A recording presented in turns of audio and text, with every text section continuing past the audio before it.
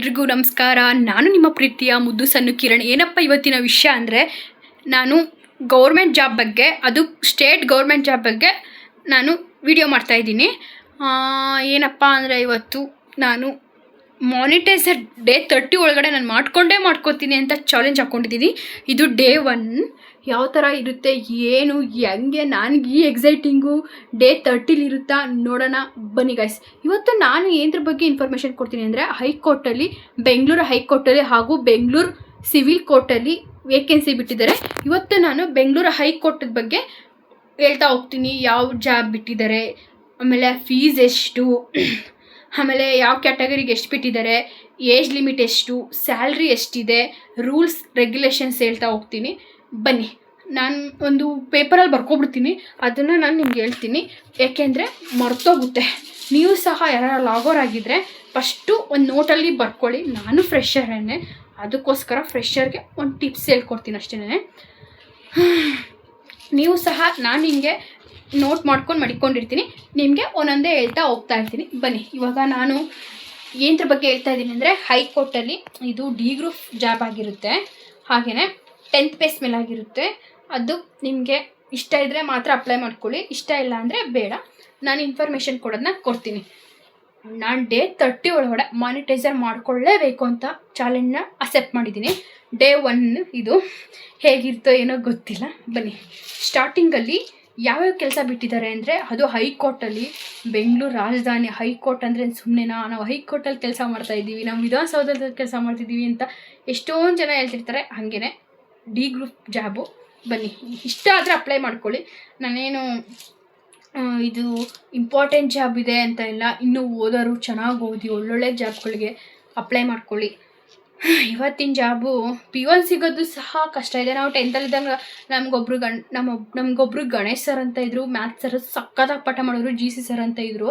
ಅವ್ರು ಹೇಳ್ತಾ ಇರೋರು, BBMP ವರ್ಕರ್ಗೆ ಇಂಜಿನಿಯರ್ ಮಾಡಿರೋರು ಅಪ್ಲೈ ಮಾಡ್ಕೊಂಡಿದ್ರಂತೆ. ಅಷ್ಟು ಗೌರ್ಮೆಂಟ್ ಜಾಬ್ಗೆ ಕಾಂಪಿಟೇಷನ್ ಇದೆಯಂತೆ. ಈ P1 ಕೆಲಸ ಅನ್ನೋದೇನು ಇವತ್ತಿನ ಕಾಲದಲ್ಲಿ ಅದಕ್ಕೂ ಕಾಂಪಿಟೇಟ್ ಇದೆಯಂತಲೇ ಹೇಳ್ತೀನಿ. ಬನ್ನಿ, ಏನೇನು ಕೆಲಸ ಅಂತ ಹೇಳ್ಕೊಂಬತ್ತೀನಿ. ಫಸ್ಟು P1 ವಾಚ್ಮ್ಯಾನು, ಅಸಿಸ್ಟೆಂಟ್ ಬಿಂದೂರು, ಲಿಫ್ಟ್ ಅಟೆಂಡರು, ಟೈಲರು, ದೋಬಿ, ಇಷ್ಟು ಕೆಲಸಕ್ಕೆ ಕಾಲ್ಫ್ರಮ್ ಆಗಿದೆ. P1ಗೆ, ವಾಚ್ಮ್ಯಾನ್ಗೆ ಹಾಗೂ ಇನ್ನೊಂದಕ್ಕೆ ಯಾವುದೋ ಹೇಳಿದಾರಪ್ಪ, ಗೊತ್ತಾಗ್ತಾ ಇಲ್ಲ. ಒಟ್ಟು 90 ಅಪ್ಲೈ ಮಾಡಿ 90 ಜಾಬ್ಸ್ಗಳು ವೇಕೆನ್ಸಿ ಇದೆ. P1ಗೆ, ವಾಚ್ಮ್ಯಾನ್ಗೆ, ಆಮೇಲೆ ಲಿಫ್ಟ್ ಅಟೆಂಡರ್ಗೆ 5 ಜನ ಇದ್ದಾರೆ, ಅಸಿಸ್ಟೆಂಟ್ ಬಿಂದೂರ್ಗೆ ಒಬ್ಬರಿದ್ದಾರೆ, ಟೈಲರ್ಗೆ ಒಬ್ಬರಿದ್ದಾರೆ, ದೋಬಿಗೆ ಒಬ್ಬರಿದ್ದಾರೆ. ಟೋಟಲಾಗಿ 90 ಜನ ವಿತ್ 5, 95, 96, 97, 98 100 ಜಾಬ್ಗೆ ವೇಕೆನ್ಸಿ ಇದೆ ಹೈಕೋರ್ಟಲ್ಲಿ. ಅದು ಡಿ ಗ್ರೂಪು.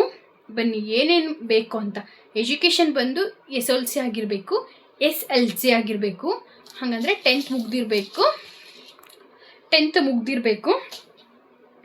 ಆಮೇಲೆ ಜನರಲ್ ಮೆರಿಟು ಎಷ್ಟು ಜನ ಏನು ಅಲ್ಲ ಅಂದರೆ, ಹೆಣ್ಮಕ್ಳಿಗೆ 14 ವೇಕೆನ್ಸಿ ಇದೆ.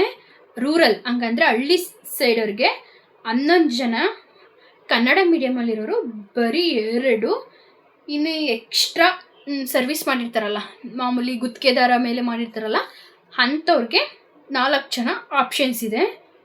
ಏಜು 18 ಇರಬೇಕು, ಸ್ಟಾರ್ಟಿಂಗ್ ಏಜು 18 ಆಗಿರಬೇಕು, 18 ಇಯರ್ಸ್ ಆಗಿರಬೇಕು.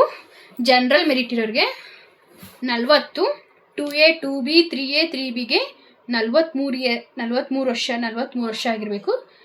ಸ್ಟಾರ್ಟಿಂಗ್ ಅಂತ ಹೇಳ್ತೀನಿ. ಏಜ್ ಲಿಮಿಟ್ ಇದು ಸ್ಟಾರ್ಟಿಂಗು 18 ವರ್ಷದಿಂದ, ಜನರಲ್ ಮೆರಿಟರ್ಗೆ 40 ವರ್ಷ, 2A 2B 3A 3Bಗೆ 43 ವರ್ಷ. ಆಮೇಲೆ ನೆಕ್ಸ್ಟು ಅದರ್ಗೆ 45 ಇಯರ್ಸ್ ಆಗಿರಬೇಕು. ಆಮೇಲೆ ಎಲ್ಲರಿಗೂ ಅಲ್ಲ, SC ST ಅಂತ ಬರುತ್ತಲ್ಲ ಕ್ಯಾಟಗರಿ, ಶೆಡ್ಯೂಲ್ ಕ್ಯಾಸ್ಟ್ ಅಂತ ಬರುತ್ತಲ್ಲ, ಅದಕ್ಕೆ 100 ರೂಪೀಸ್. ಹಾಗೆ ಇನ್ನು ಮಿಕ್ಕಿದ್ದಕ್ಕೆ OBC ಆಗಿರ್ಬೋದು, 2A 2B ಎನಿವನ್ಗೆ 200 ಆಗಿರುತ್ತೆ. ಇನ್ನೇನು ಹೇಳಬೇಕು, ಆಮೇಲೆ ಸ್ಯಾಲ್ರಿ ಬಗ್ಗೆ ಹೇಳಬೇಕು. ಸ್ಯಾಲ್ರಿ ಎಷ್ಟಿದೆ ಅಂದರೆ, ನಾರ್ಮಲ್ P1 ವಾಚ್ಮ್ಯಾನ್ಗೆಲ್ಲ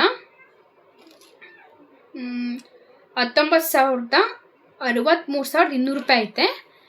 ಲಿಫ್ಟ್ ಅಟೆಂಡರ್ಗೆ ಹಾಗೂ ಟೈಲರ್ಗೆ 21,000ದಿಂದ 70,000ವರೆಗೂ ಇದೆ. ಲಿಫ್ಟ್ ಅಟೆಂಡರ್ಗೆ ಹಾಗೂ ಟೈಲರ್ಗೆ 21,000ದಿಂದ 69,000ವರೆಗೂ ಇದೆ. ನೆಕ್ಸ್ಟ್ P1 ವಾಚ್ಮೆನ್ನು ಸ್ವಿಪ್ಪರು P1 ಅಸಿಸ್ಟೆಂಟ್ ಬಿಂದು ಡೋಬಿಗೆ 19,900 ರೂಪಾಯಿಂದ ಸ್ಟಾರ್ಟ್ ಆಗಿ 63,000ವರೆಗೂ 63,200ವರೆಗೂ ಇದೆ. ಇಷ್ಟು. ಆಮೇಲೆ ಇನ್ನೇನು ಅಂದರೆ ಲಾಸ್ಟ್ ಡೇಟು ಜುಲೈ 30ಗಿದೆ. ಆಲ್ರೆಡಿ ಸ್ಟಾರ್ಟ್ ಆಗಿದೆ, ಜುಲೈ 1ರಿಂದನೇ ಸ್ಟಾರ್ಟ್ ಆಗಿದೆ. ಲಾಸ್ಟ್ ಡೇಟ್ ಬಂದು ಜುಲೈ 30 ಇದೆ. ನೆಕ್ಸ್ಟು ಗ್ರಾಮೀಣ ಮೀಸಲಾತಿ ರೂರಲ್ ಸರ್ಟಿಫಿಕೇಟ್ ಯಾವ ಥರ ಇರಬೇಕು ಅಂದರೆ ಫಸ್ಟ್ ಸ್ಟ್ಯಾಂಡರ್ಡಿಂದ ಹಿಡಿದು 10th ಹಳ್ಳಿ ಸೈಡಲ್ಲೇ ಓದಿರಬೇಕು. ಅದಕ್ಕೆ ಪ್ರೂಫಾಗಿ 1ನೇ ಕ್ಲಾಸಿಂದ 10ನೇ ಕ್ಲಾಸ್ವರೆಗೂ HM ಹತ್ರ ಹೋಗಿ ಸೀಲು ಸಿಗ್ನೇಚರ್ ಹಾಕಿಸ್ಕೊಂಡು ಬರಬೇಕು. 10 ವರ್ಷದ ಸರ್ಟಿಫಿಕೇಟ್ ಬೇಕು. ನೆಕ್ಸ್ಟು ಕನ್ನಡ ಮಾಧ್ಯಮ ಅವ್ರಿಗೂ ಸಹ ಒಂದು ಆಪ್ಷನ್ಸ್ ಇದೆ. ಕನ್ನಡ ಮಾಧ್ಯಮಕ್ಕೆ ಎಷ್ಟಿದ್ದಾರೆ ಅಂದರೆ ಜನರಲ್ ಮೆರಿಟಲ್ಲಿ ಇಬ್ರಿಗೆ ಆಪ್ಷನ್ಸ್ ಇದೆ. 1ರಿಂದ 10ನೇ ತಾರೀಕುವರೆಗೂ ಕನ್ನಡದಲ್ಲೇ ಓದಿರಬೇಕು. ಹಾಗೆಯೇ BO ಸೈನ್ ಆಗಿರಬೇಕು. ಕನ್ನಡ ಮಾಧ್ಯಮಕ್ಕೆ ಅಪ್ಲೈ ಮಾಡ್ಕೋತೀನಿ ಅಂದರೆ BO ಸಿಗ್ನೇಚರ್ ಆಗಿರಲೇಬೇಕಂತೆ, ಅಲ್ಲೇ ಬರೆದ್ಬಿಟ್ಟಿದ್ದಾರೆ. ಆಮೇಲೆ 1ರಿಂದ 10ನೇ ಕ್ಲಾಸ್ವರೆಗೂ ಕನ್ನಡ ಮಾಧ್ಯಮದಲ್ಲೇ ಓದಿರಬೇಕಂತೆ. ಇಷ್ಟು ಟೋಟಲಾಗಿ. ಲಾಸ್ಟ್ ಡೇಟ್ ಬಂದು ಜುಲೈ 30 ಲಾಸ್ಟು ಅಪ್ಲೈ ಮಾಡ್ಕೊಳ್ಳೋಕ್ಕೆ. ಇನ್ನೇನಾರ ಡೌಟ್ಸ್ ಇದ್ದರೆ ಕೆಳಗಡೆ ನಾನು ಅದ್ರ ಲಿಂಕ್ ಹಾಕಿರ್ತೀನಿ, ಅಲ್ಲಿ ಹೋಗಿ ಕ್ಲಿಕ್ ಮಾಡಿಕೊಂಡು ನೋಡ್ಕೊಳ್ಳಿ. ಇಷ್ಟ ಆದರೆ ಲೈಕ್ ಮಾಡಿ, ಫಾಲೋ ಮಾಡಿ, ಸಬ್ಸ್ಕ್ರೈಬ್ ಮಾಡ್ಕೊಳ್ಳಿ. ಡೇ 30 ಚಾಲೆಂಜಲ್ಲಿ ಮಾನಿಟೈಸರ್ನ ಮಾಡ್ಕೋತೀನಿ ಅಂತ ಚಾಲೆಂಜ್ ಹಾಕಿದ್ದೀನಿ. ಅದಕ್ಕೆ ನಿಮ್ಮ ಬೆಂಬಲ ಇರಲೇಬೇಕು. ನೋಡೋಣ ಎಷ್ಟು ಓಡುತ್ತೆ, ಎಷ್ಟು ವ್ಯೂಸ್ ಆಗುತ್ತೆ, ಎಷ್ಟು ಜನ ಸಬ್ಸ್ಕ್ರೈಬ್ ಮಾಡ್ಕೋತೀರಾ ಅನ್ನೋದು ನೋಡೋಣ.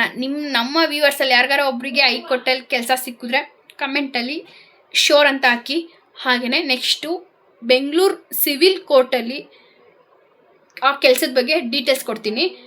ನೋಡೋಣ ನಾನು ಡೇ 30 ಒಳಗಡೆ ಚಾಲೆಂಜ್ನ ಅಕ್ಸೆಪ್ಟ್ ಮಾಡಿದ್ದೀನಿ. ಏನಾಗುತ್ತೆ, ಏನು ವ್ಯೂಸ್ ಆಗುತ್ತಾ, ಮಾನಿಟೈಸರ್ ಆಗುತ್ತಾ ಆಗಲ್ವಾ, ಈ ಜೋಶ್ ಡೇ 30ವರೆಗೂ ಇರುತ್ತಾ ಅನ್ನೋದನ್ನ ನೋಡೋಣ.